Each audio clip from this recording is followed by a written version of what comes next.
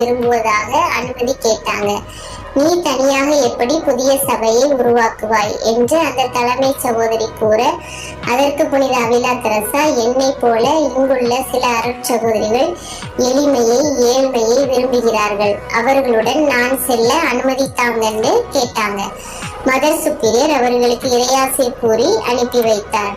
கிபி 1560 பிப்ரவரி மாதத்தில் புனித அவிலா தெரசா புனித ஜோசப் துறவற மடத்தை மற்ற சகோதரிகளுடன் ஆரம்பிச்சாங்க. இறை மக்களுக்கு ஜெபிப்பது பற்றி கற்றுக் கொடுத்தாங்க. நம் வாழ்க்கை என்பது ஒரு தோட்டம்.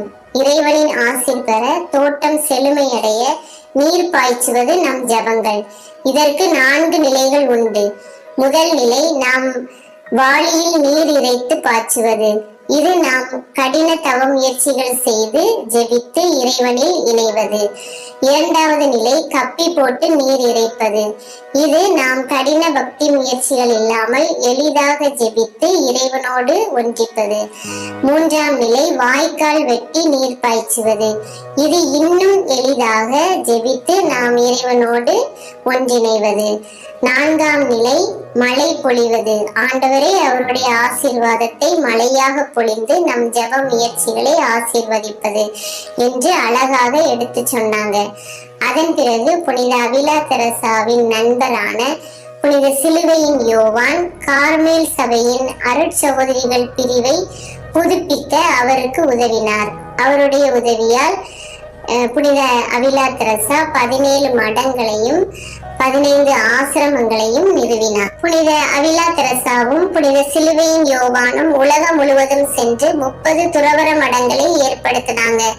இறுதியாக உடல் நலமற்ற புனித அவிலா தெரசா கிபி 1582 அக்டோபர் 15 இறந்தாங்க. கிபி 1622 மார்ச் 22 புனித லோயலா இஞ்ஞாசியார், புனித பிரான்சிஸ் சவேரியார், புனித பிலிப் நேரி இவர்களுடன் புனித அவிலா தெரசாவுக்கும் புனிதர் பட்டம் கொடுக்கப்பட்டது. புனித அவிலா தெரசாவின் அடையாளம் ஈட்டியால் குத்தி துளைக்கப்பட்ட இதயமும் புத்தகமும்.